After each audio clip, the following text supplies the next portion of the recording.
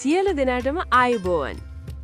ඔයාලා සැමට මිස්දා ඇකඩමි වෙත සාදරයෙන් පිළිගනිමු. ඔයාලා හැමෝම අද හොඳින් ඉන්නවා කියලා හිතනවා. එහෙනම් අද ටොපික් එක බලන්න යමු. AI කියන්නේ මොනවද කියලා අහුවම එය විශාල දෙයක් වගේ දැනෙන්න පුළුවන්. නමුත් ඇත්තටම AI එහෙනම් ආටිෆිෂල් ඉන්ටෙලිජන්ස් කියන්නේ මිනිසුන් කරන බුද්ධිමය කාර්යයන්. සිතීම, ඉගෙන ගැනීම, තීරණ ගැන්වීම, කතා කිරීම සහ අවබෝධය, දැකීම මේ සියල්ල කම්පියුටරයක් කරවීමට උපකාර කරන තාක්ෂණයක්. සරලව කිව්වොත් මිනිස් මොළය කරන වැඩ කම්පියුටරයට ඉගෙනවීම. ඒකයි AI. මෙය තවත් සරලව තේරුම් ගන්න නම් ළමයෙක්ට බල්ලා සහ බලලා අතර වෙනස ඉගෙනවීමක් වගේ හිතන්න. අපි මේ ළමයට බල්ලාගේ රූප ගොඩක් පෙන්වනවා. බලලාගේ රූපත් ගොඩක් පෙන්වනවා. මුලින්ම ළමයට ගැටලුවක් ඇති වෙන්න පුරුවන්. නමුත් ටිකෙන් ටික එයා ඉගෙන ගන්නවා. පස්සේ රූපයක් දැක්කම මේක බල්ලා, මේක බලලා කියලා කියනවා. AIත් එහෙමයි. අපි ඒට දත්ත දෙනවා. ඒ දත්ත වලින් එය තනිවම ඉගෙන ගන්නවා. ඇත්තටම අපි හැමෝම දිනපතා AI භාවිතා කරනවා. Google එකේ සර්ච් කරනකොට ඔබ ටයිප් කරන්න කලින්ම සජෙස්ට් කරනවා. AI. YouTube ඔබට කැමති වීඩියෝ රෙකමන්ඩ් කරනවා. AI. ෆෝන් එකේ ෆේස් අන්ලොක් AI.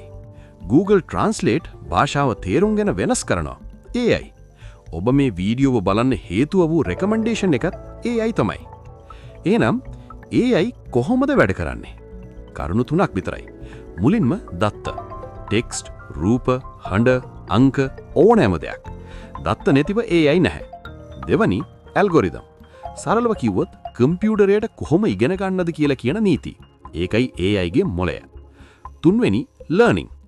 AI දත්ත වලින් පැටර්න් හොයා ගන්නවා, පුහුණු වෙමින් දියුණු වෙනවා. කාලයත් එක්ක තවත් බුද්ධිමත් වෙනවා. AIටත් වර්ග තියෙනවා. අද අපි භාවිතා කරන AI සියල්ලම නැරෝ AI. ඒ කියන්නේ එක් විශේෂ කාර්යයක් හොඳට කරන AI. Google Maps, Face Recognition, ChatGPT උදාහරණ. මිනිසුන් වගේ හැම දෙයක්ම කරන General AI කියලා එකක් තියෙනවා. නමුත් ඒක තවම නැහැ. ඉතින් Super AI මිනිසාටත් වඩා බුද්ධිමත්. ඒක චිත්‍රපටවලට විතරයි. AI ඇතුළත ප්‍රධාන ක්ෂේත්‍ර කිහිපයක් තියෙනවා. Machine Learning දත්ත වලින් ඉගෙන ගන්න AI. Deep Learning මිනිස් මොළය වගේ නෙට්වර්ක් භාවිතා කරගෙන ඉගෙන ගන්න ක්‍රමය. NLP භාෂාව තේරුම් ගන්න AI. Computer Vision රූප හඳුනා ගන්න AI. Robotics යන්ත්‍ර ඇතුලේ AI. Machine Learning සරලව තේරුම් ගන්න නම් කලින් අපි මේක නම් මේක කරන්න කියලා rules ලිව්වා. දැන් එහෙම නැහැ. දැන් අපි උදාහරණ දෙනවා. පස්සේ AIට කියනවා ඔයාම ඉගෙන ගන්න කියලා. උදාහරණයක් spam email. spam mail normal mail පෙන්නුවම AI pattern හොයාගෙන පස්සේ තනිවම තීරණ ගන්නවා.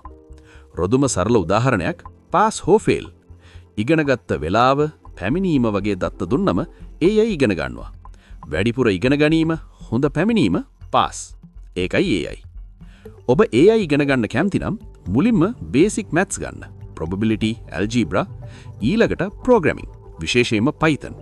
පස්සේ machine learning. ඊළඟ ලෙවල් එකේ deep learning. ටිකෙන් ටික ගියොත් AI අමාරු නැහැ.